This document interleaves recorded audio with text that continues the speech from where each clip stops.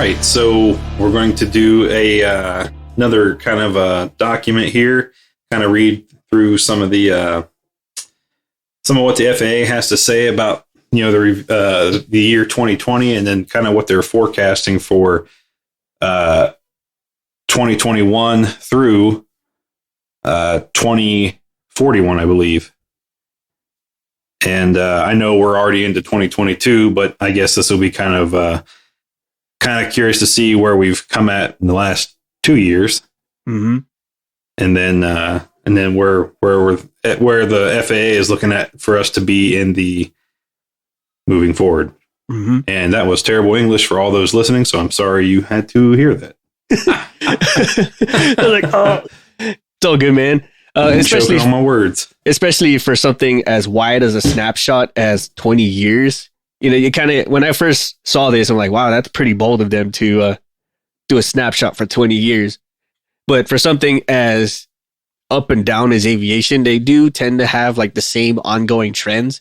So you can almost predict it to a certain degree just based on their amount of growth and how much they shrank or had to cut back or dial up some.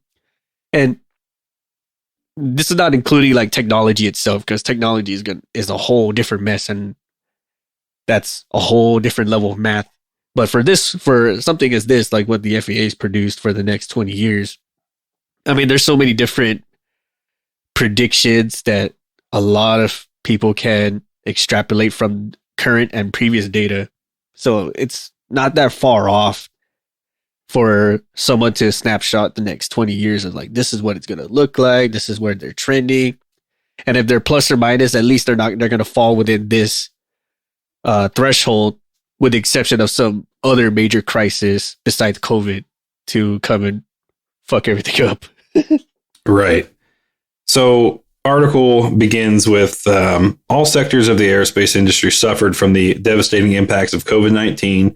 And while every sector bore those costs, the operational and financial consequences were felt most by the U.S. commercial aviation. But an exception to this was the UAS, or unmanned aerial systems, activity and commercial space launches increased, during the COVID times, which is interesting. So everyone knows when they're referring to UASs or unmanned here in this scenario, they're not talking about the drones that you see on television. They're referring to like quadcopters and people who do like the commercial real estate, and they fly their quadcopters around taking photos of a property, or people who fly them leisurely in parks and on federal lands, which is a felony, but they still do it anyways. So that's what they're referring to when they're talking about unmanned here, which makes sense, right? Because okay, yeah, everybody got into lockdown. So what am I going to do? Well, I bought a quadcopter online and now I'm flying it around my yard. Right. So, and then for space launches, it's really interesting that the space launches increased. I mean, okay, we had the COVID times and yeah, the airlines shut down. So I guess the airspace is more open, or there's more open airspace to launch within. But I would still think there would be delays or whatever else due to, personnel shortages. Right. Or maybe I'm wrong. Or maybe it's the motivation to get the fuck off the planet, Oh, that too. Right. They're like, fuck this place. And then just like, all right, so-and-so billionaire wants to go to Mars. Sign me up. Whatever it takes to get a seat in that ride.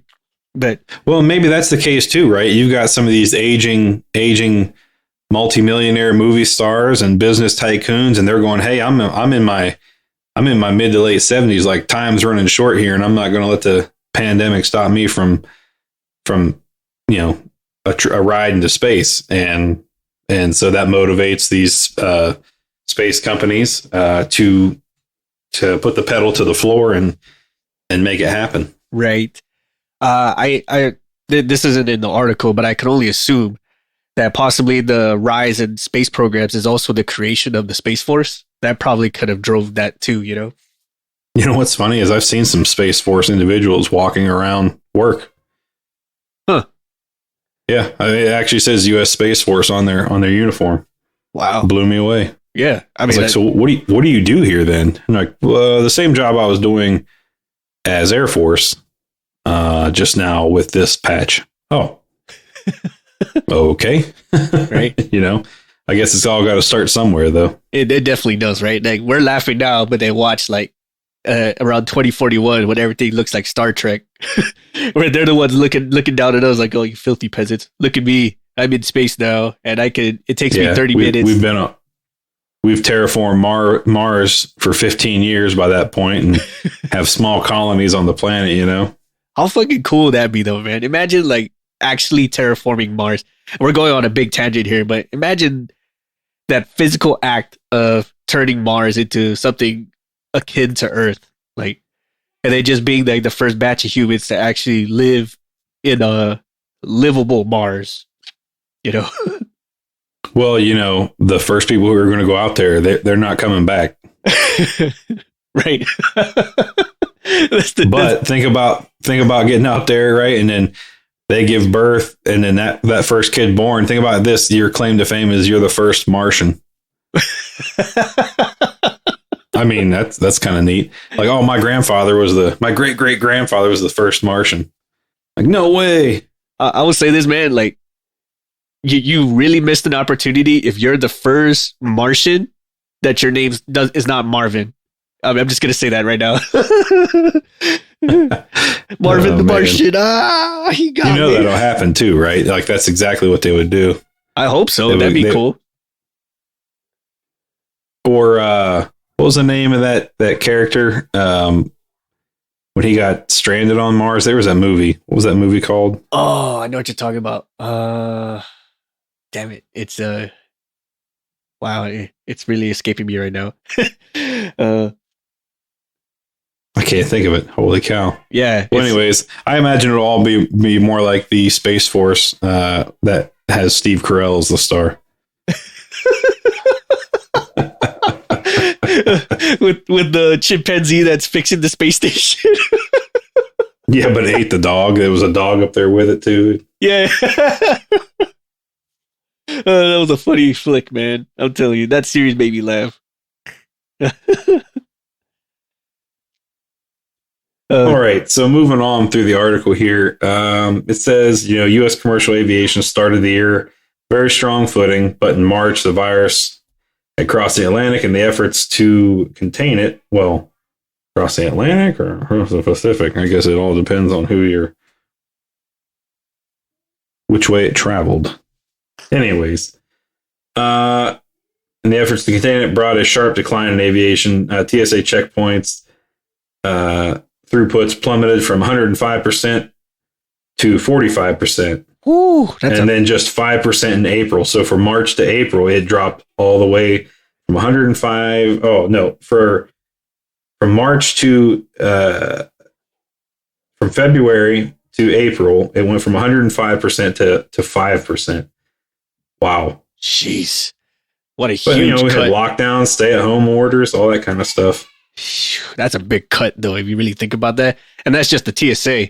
Imagine like all the other stuff that had to shut down and get revamped or rebranded or restructured. Oh my God, man! I'm just restructuring. And all the cleaning protocols and sanitation protocols that had to be implemented. Yeah, all the restructuring already gave me triggers, man. I'm just like, oh my God, bro.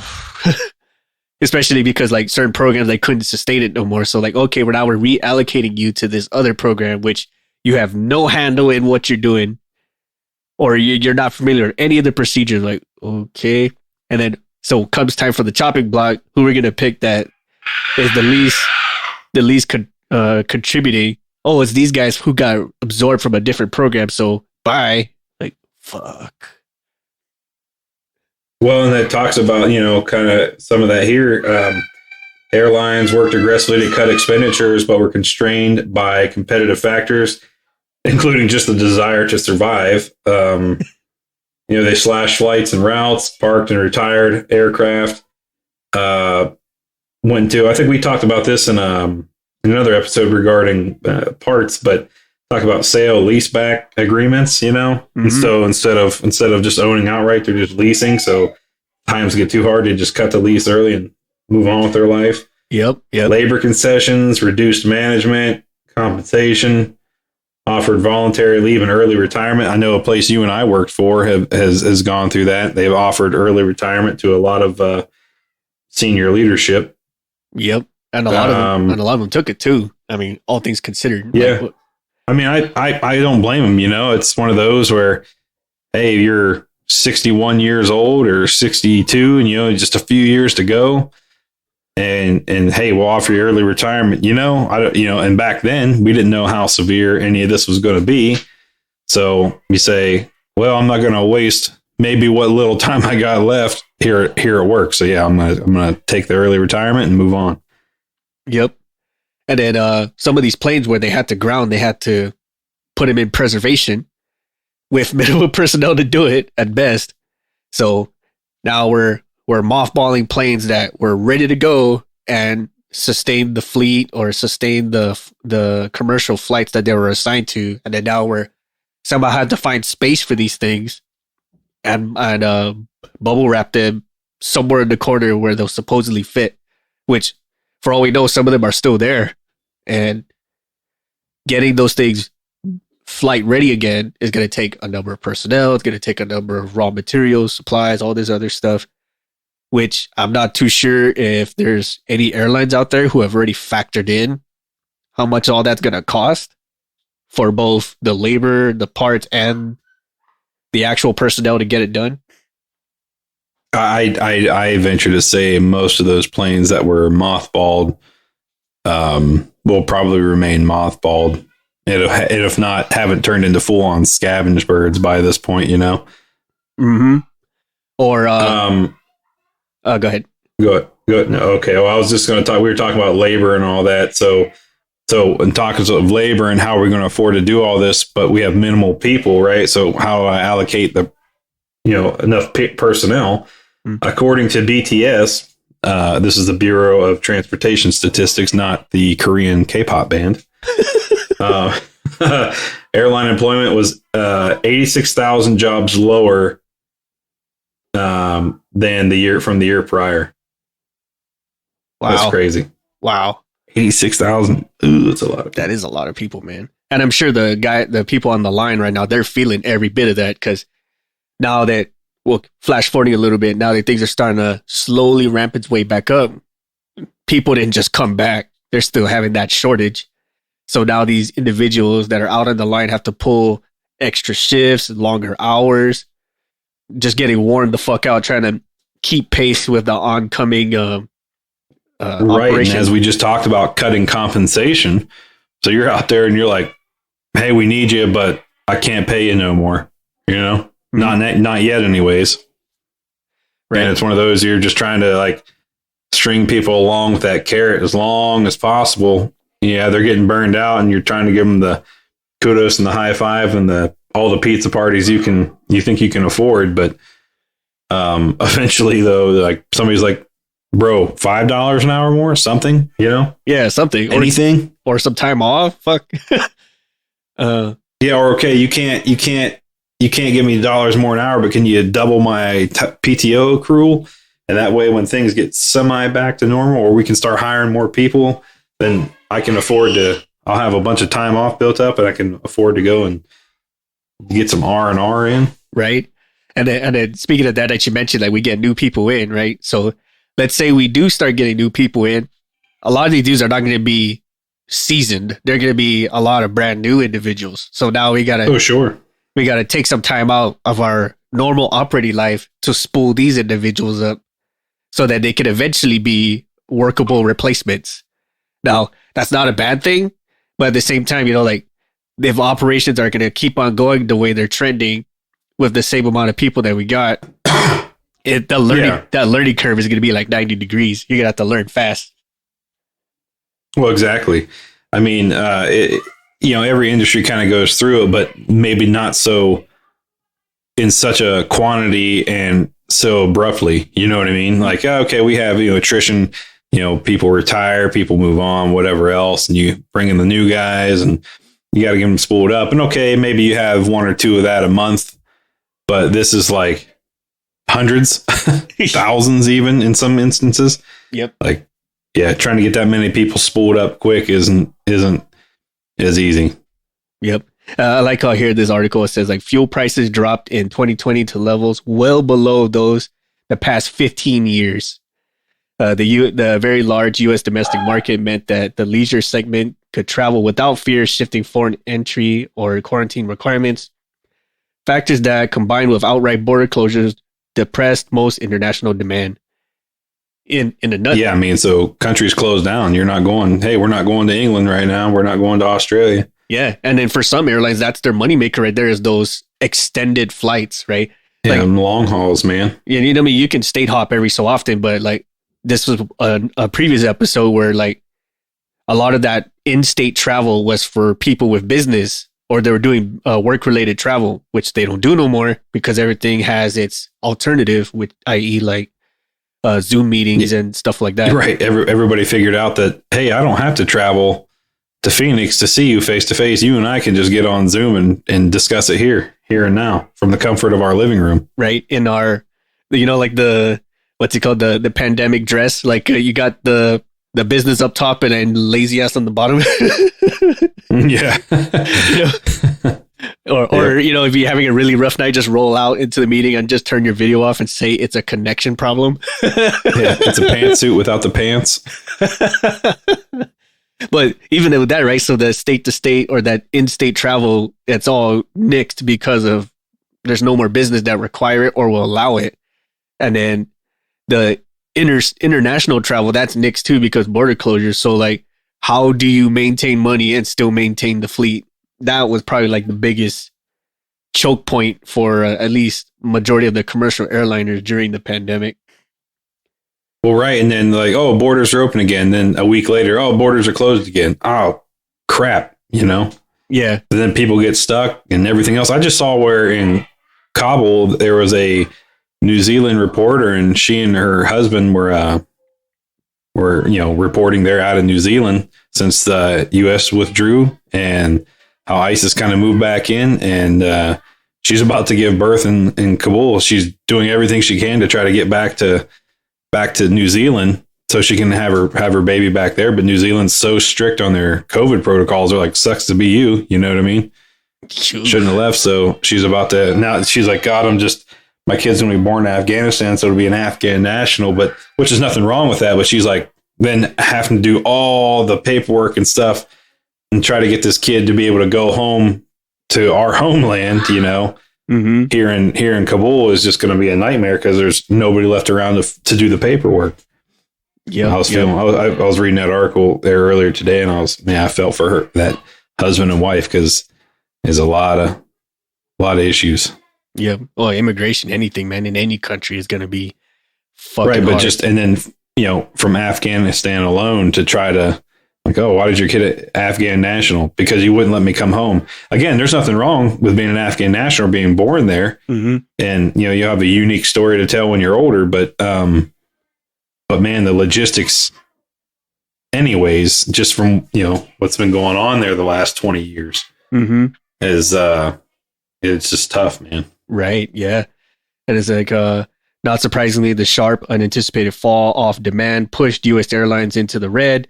Data for fiscal year 2020 showed that the reporting passenger carriers had a combined operating loss of $32.1 billion compared to an average profit over the previous 5 years of $22.1 billion.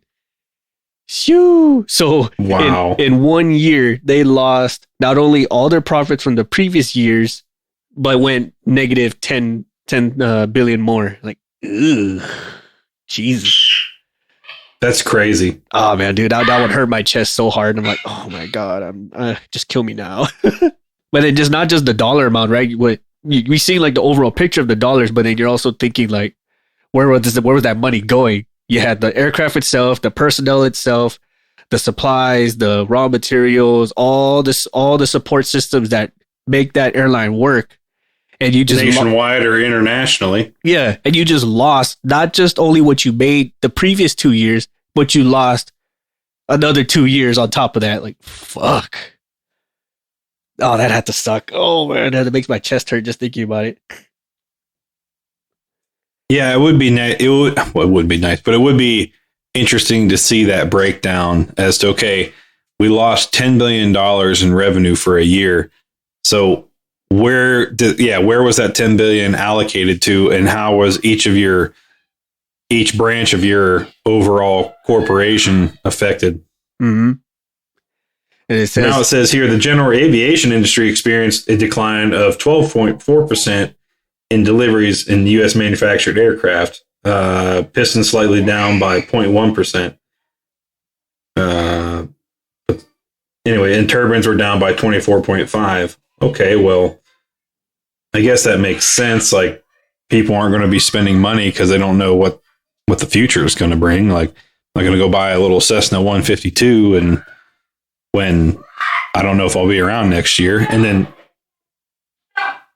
same thing for turbine aircraft. I mean, first of all, those are really expensive, but I associate that with corporate, right? Yes, at least I would.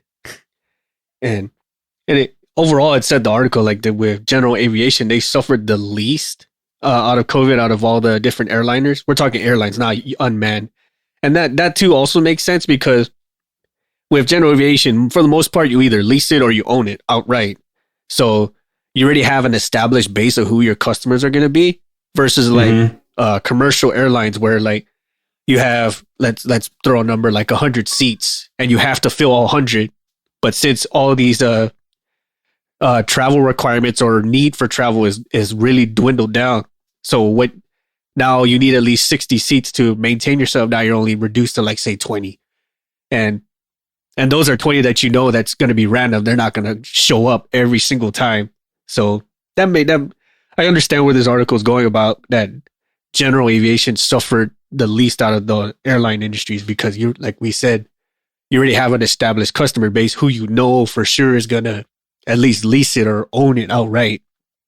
And it's the same flow of customers, maybe onesies and twosies that come in or drop off, but for the most part, it's the same bunch of people. Exactly. This air carrier activity decreased by 27.5%, while air taxi operations decreased by 24%. So air taxis essentially are the corporate realm. Makes sense. General aviation fell 8%. Military activity decreased by 10%. I'm surprised that dropped at all. You're right. But with that air carrier, I'm surprised because, God, I feel like since everybody was stuck at home, like the Amazon Prime orders just went through the roof. Yeah. Online ordering for everything. I feel like those would have almost increased unless those actual air carriers, out of safety and whatever for their own personnel, decided to shut down routes or whatever else. But I feel like, man, for cargo haulers, that wouldn't have slowed down too much. Yeah. If anything, that was the other one that was really keeping business flowing. But again, probably like with the layoffs or the safety of their personnel, and then just not enough people to maintain the pace. That's probably why like it wasn't like exploding. Maybe like the online sales were doing great, but getting it to and from the places were probably like, oh, well, like we got all these packages and we don't have enough means to get them out there. So plus or minus 2 weeks. Yeah, I guess. But again, though, okay, less overall air traffic in the sky. We're not hauling people. We're hauling packages. Mm-hmm. So our COVID restrictions are a little less, or we have less issues to deal with because there's less people, right? Two pilots and whatever else, 2 pilots and a whole cargo of boxes. But then with the decreased fuel prices, I feel like they would have taken advantage of that and saying, okay, man, now we're paying less for fuel. We got more open skies. We can pump boxes back and forth coast to coast, no problem. True. That's true. But again, unless it was a decrease just because they said, okay, we don't want, we want to out of the safety and best safety practices for our personnel, we're going to reduce flights by 25%. Very true. Very true. And I think that's, and without actually diving into proprietary company info and stuff, I think that's the safest bet to say. Like, we just don't want to jeopardize the safety and outpace ourselves where we're gonna be more detrimental to the money coming in and all that. Ugh, man, 2020 sucked. Just looking like we know it sucked because we went through it, but actually seeing the numbers of how much damage it did for just one particular industry, and just like Jesus. And I'm sure like right. So then take that to every industry. Yeah. And especially like someone like Shoreline with his industry, they was like full shutdown, like every last one of them just basically without a job.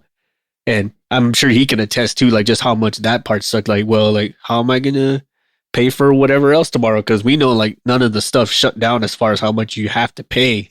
It's just your means of having the ability to do so. Right. Yeah. The bills didn't stop.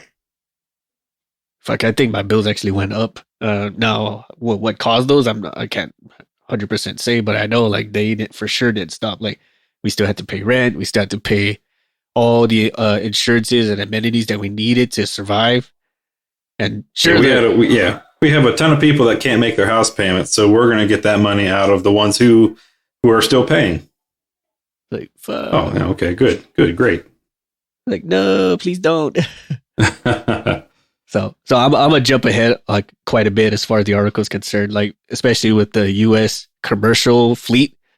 Like after shrinking by 22.9% in 2020, that's about 1,700 aircraft. The number of aircraft in the U.S. commercial fleet is forecast to increase from 5,882 to 8,756 by 2021. That's a lot. So I wonder if that actually happened. I mean, that's a lot. That's like saying like in the next 20 years, you're going to look at like, say, a rate of 2% a year.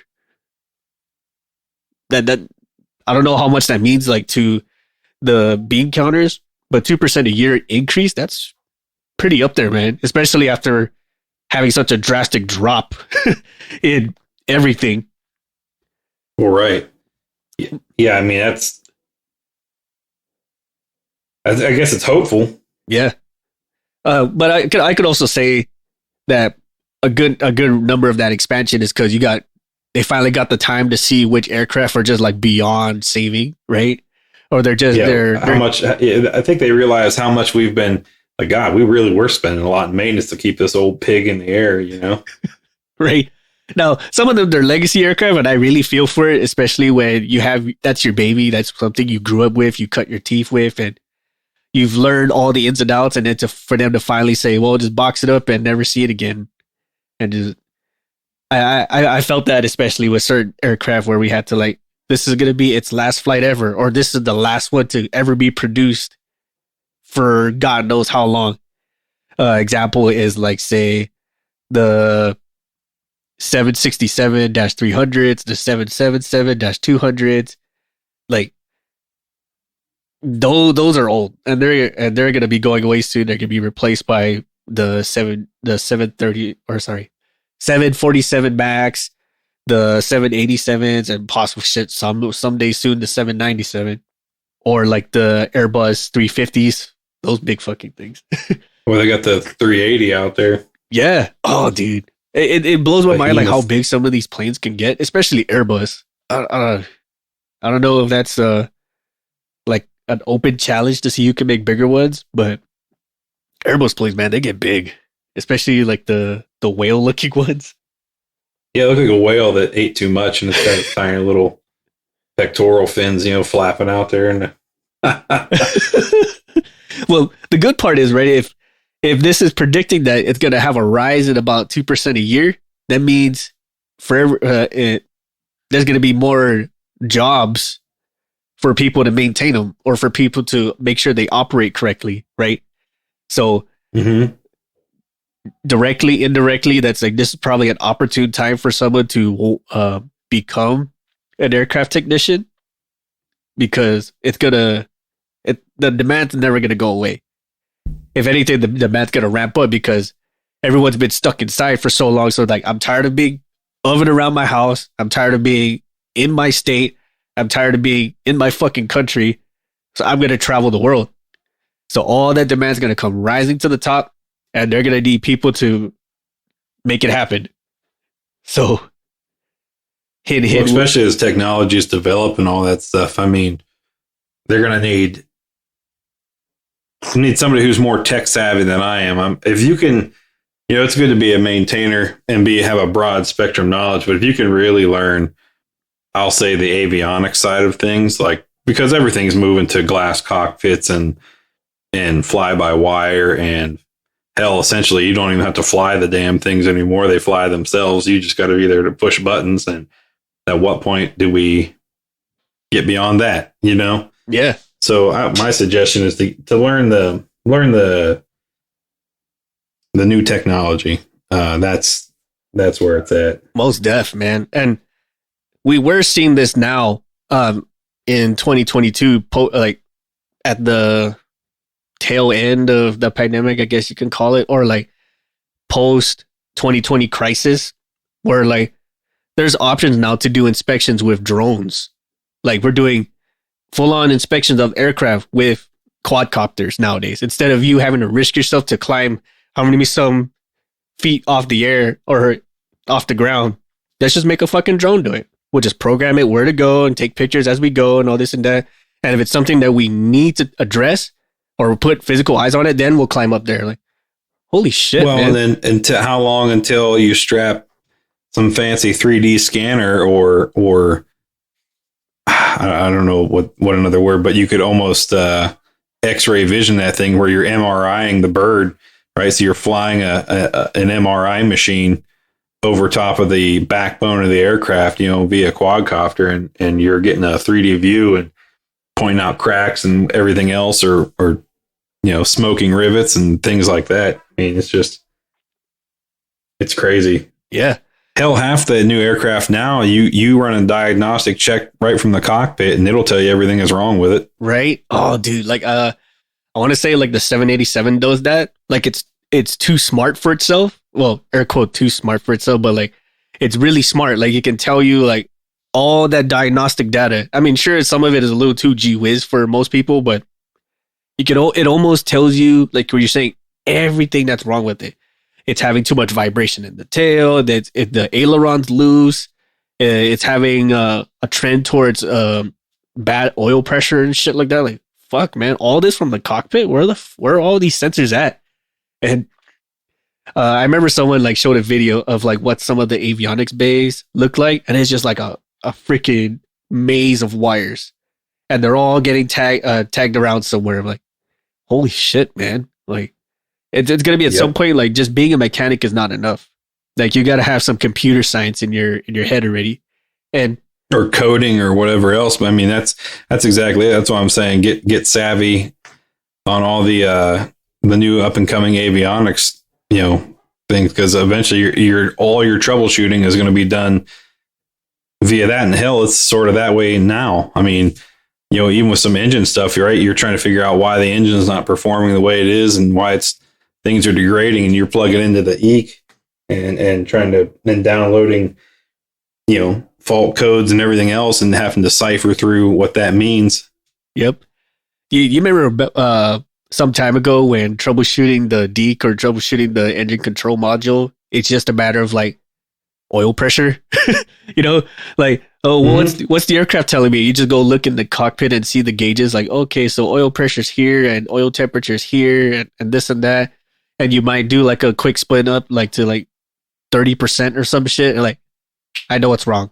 It's this, this, and this, right? Like you actually have to do some legwork to it, but for the most part, it's very mechanically driven. So it's all springs and levers and and diaphragms and shit. Nowadays, man, like you almost got to jack into the matrix to figure out what the fuck's wrong. Like there's gonna be some point where you're gonna have to be like have like this computer chip embedded in your skin so you can plug into it like a USB port and upload yourself to the fucking plane, or vice versa. Well, that's exactly it. I mean, you'll be reading everything in ones and zeros. It's wild. But I mean, we're almost to the point now where we've taken troubleshooting skills out of the equation. You don't have to have troubleshooting skills. You plug it in, and run the script, and it'll tell you exactly, like you said, tell you exactly what's wrong. So you don't even have to. I mean, and here's the negative side of that is that we as maintainers don't develop those good troubleshooting skills like we once had.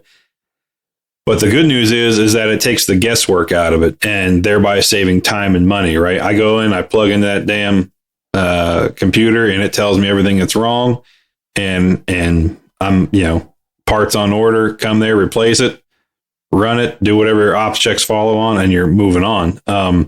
But even now with some of the upgraded stuff, I mean, aircrew pilots would be able to determine that before they hit the deck, right? Yep. Oh, hey, I got this fault code. I looked at this, and it told me that my fuel control is dropping pressure. It's intermittent on pressure. Okay, well, that by that point, fuel control is okay. It's only so many.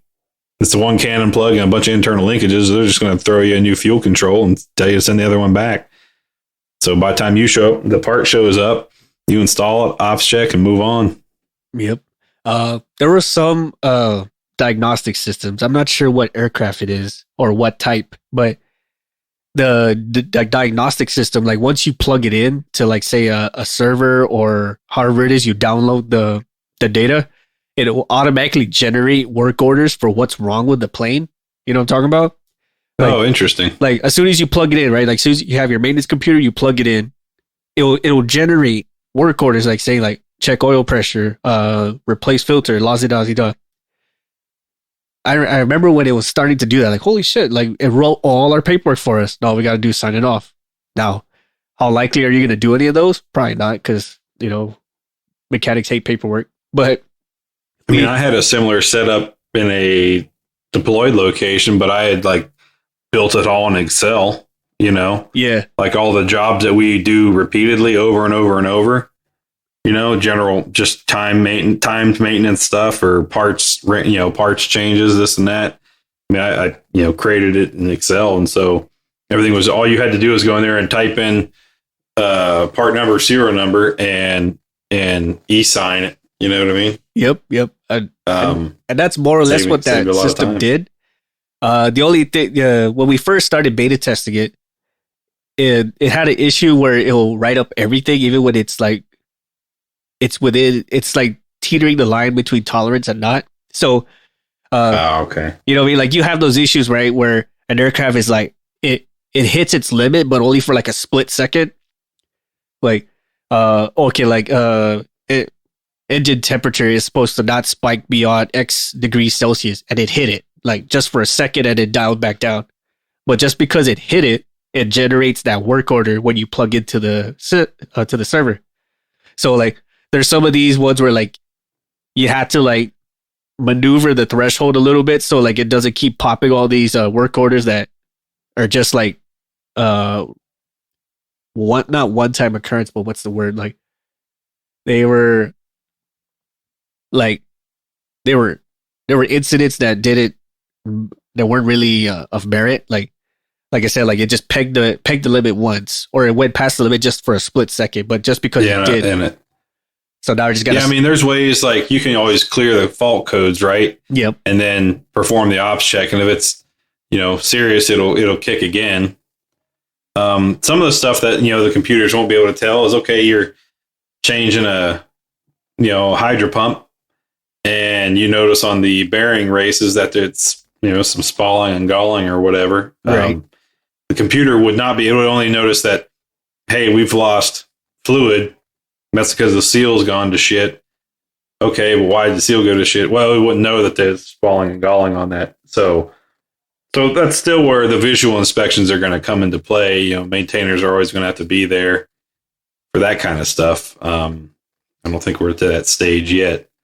I think we made a joke on this on a previous episode, but imagine like your diagnostic machine is a fucking R2 unit, man. That'd be dope. And you just gotta plug it into the plane, like, all right, R2, what the fuck's wrong with the plane? Beep, beep, beep. We're like, all right. And then off we go to go get parts and shit. That's essentially what it was. But R2 will already be tapped into the database for the warehouse, so he'll already know what's in stock and get things on order. That would be all you're gonna have to do is just wait there for your little delivery robot to show up and whistle beep whistle beep click at you, and then you take your parts and carry on with your day. That'd be so dope, man. I'm very optimistic to see that happen. I just can imagine like all the little hiccups we're gonna get along the way before we get to that point. But think about that though. If you had one assigned to you as a maintainer, right, and they learn how you operate and everything else, and then even if you move from platform to platform or job to job, your maintenance robot goes with you. That'd be so dope, man. I'm so ready for that. I mean?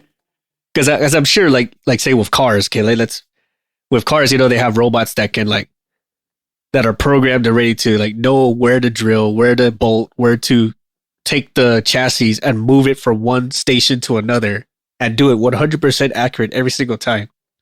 We're already at that point now with cars. And shit, I think there's experiments now with having robot trucks. You know what I'm saying? I might have read that wrong, but I want to say they're experimenting now with trucks where you just program it where to go and it just drives it on the freeway and everything to its destination, drops it off, and then drives its happy ass back. Fuck. Well, I kind of think about that with cargo haulers, right? How long until a 747 Max cargo plane, it's flown by how UAVs are flown, right? From a ground control station. It takes off and they fly it across the Pacific and it lands over there. Somebody offloads it and then you load it back up and fly it home and swap out crews every couple of hours or something like that, Right, dude. That'd be so cool. Take a lot of the stress or whatever and fatigue out of the job. Right. And, I mean, they probably won't do that right away with people haulers, but, hell with cargo, I mean, if it tanks in the middle of the ocean, well, all you're out is a plane and a bunch of boxes. Right. Now with that, this is assuming all this stuff becomes legal or doable, but a lot of it is FAA approved now. That's true. The one thing the UAV systems have put a big dent in is proving that are capable of flying in manned airspace, with redundancy of their systems and accuracy of systems and lack of incidents, That's true. What is it? With drone delivery vehicles, right? The ones that carry your Amazon box and just drops it off on your driveway and shit and flies off to wherever the fuck else it needs to go. Mm-hmm. I don't know if that actually launched. I know they were talking about it, but I don't know if that's actually a thing again. I don't know about that either, but be kind of neat. Yeah. Let's get someone who's drone savvy tell us. Because we have an idea of drones and how they work. I mean, it's basic concept is basically a remote controlled car that flies. But for the bigger ones, that can carry stuff, not just the ones you just hook up a GoPro camera on and shit, but the ones that can actually carry stuff, say a shipping container or a shipping box, and then drop it off from point A to point B without even knowing where it's going, or without a physical controller seeing where it's going, Yeah, I mean, that's the point where we'll have dedicated landing pads and you'd have pre-marked waypoints, right? And so you type in the flight plan of that,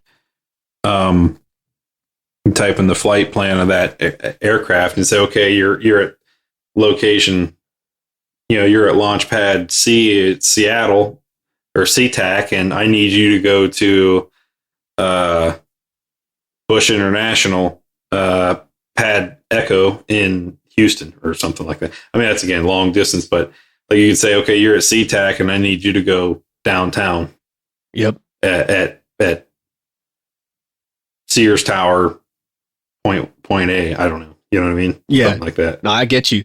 And we're going on a big time tangent on this one, but I want to say some aircraft or some newer aircraft with avionics equipment have something to that effect, right? With commercial planes, landing assist, you know what I mean? Especially when you have inclement weather or you can't see where the runway is and shit like that.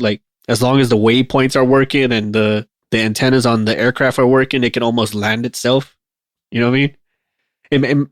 Imagine that. Yeah. Imagine having that as a failsafe, right? Let's say your IFR skills are declining. Let's say that they're declining, and you have this automatic landing system to kind of assist you along the way. So like you might have to guide it along the way, but it's like rolling a bowling ball with the bumpers up versus hitting the gutter and crashing into something. You know what I mean? Right. Yep. I do. Right. But I mean, like as far as like the outlook is going for at least commercial airlines, we're looking to see at least a 2.2% increase in the fleet itself. Now, hopefully, the availability of these to actually do some flights increases as well. But as we know, like with everyone with the lockdowns and shit, if they've been on and off, and people are just sick of being in quarantine and whatnot, they're gonna want to travel and they're gonna blow big money to go travel. So, I think we covered this in a previous episode, but I could foresee like the revenue flights, the non-work related revenue flights are going to go through the roof for a good stint before they finally tail off. And I want to say by that time, like the work travel is going to come back into play and then hopefully have more sustainable aircraft to do those flights. Yeah, hopefully we'll have newer, less weather-beaten machines. So with this article, like there's so many sections to it, and we're breaking this down as we go. Like our biggest ones right now was the commercial aircraft and a little bit of general aviation stuff. We'll most likely on a separate episode go into the other stuff, like say the unmanned stuff, the cargo planes, even, and then just like what the overall spending outlook or growth outlook is looking for each aviation. Each section of the aviation industry. Because there's so many. Like everyone just thinks, okay, aviation is just commercial planes, maybe a couple of farm hoppers and shit. But it's such a big community, and you can dissect these down to like each individual sections. Like you got contracting, you got corporate stuff, you got aircraft on ground is basically corporate. You got commercial, you got cargo, you got the military, you got guys with their little puddle hoppers. All of it falls under to the aviation realm, and each and every one of those were affected back in 2020. So to explore each and every one, it's gonna be a big one. Yeah, we'll just do a kind of a broad overview of each of the main sectors, and then again, if you guys want us to deep dive a particular area, let us know, because obviously we're not experts in all things, so we'll have to do a little research for you. But if you got kind of a topic or a specific area you want to cover, shoot us a line, let us know, give us some information, and we'll do the best of our abilities to do some research and give you the info. Most def.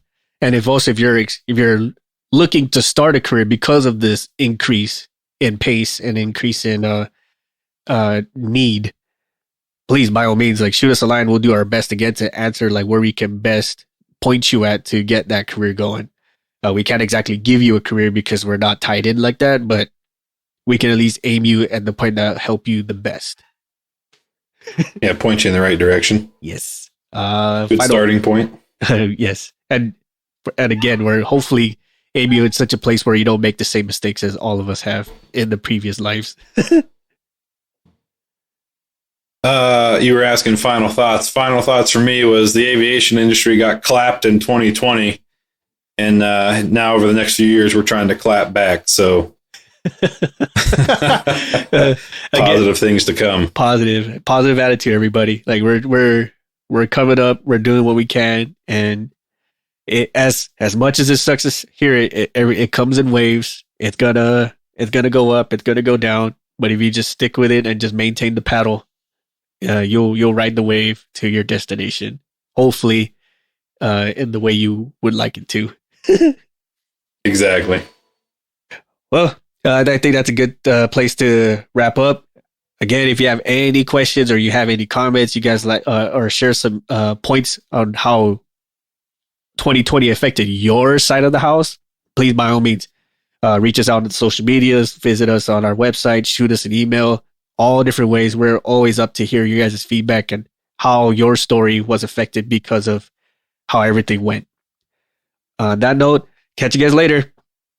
Bye, everyone. We'd like to take this time to thank our patrons for supporting our show and allowing us to continue to make episodes, maintain our gear, and create merch for all of our listeners, with special thanks to Erica Lamont, Chris Hawkins, Ryan Frushauer, Dan Schubert, Jenny Dignan, and the ladies of the Dick Talk and Mimosas podcast. Thank you all so much for your support and patronage. Visit our shop at cancelformaintenance.com and grab some swag to show off both your support for us and your prowess as an aircraft technician. If you have ideas for the show or you'd like to be a guest on the show, visit our contact us section and send us a line.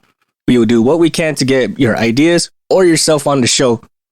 You can also follow us on social media, such as on Facebook at Cancel for Maintenance, Instagram at Canx, that's CANX for Maintenance Podcast, or on Twitter at CXMX Podcast.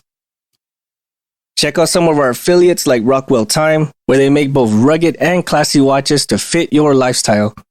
Use the code CX4MX and save 10% off your purchase. Support us on Patreon. Our patrons get exclusive perks such as access to our Discord, discounts and early access to merch, special patron-only episodes, and so much more. Thank you again so much for listening, and we'll see you next time.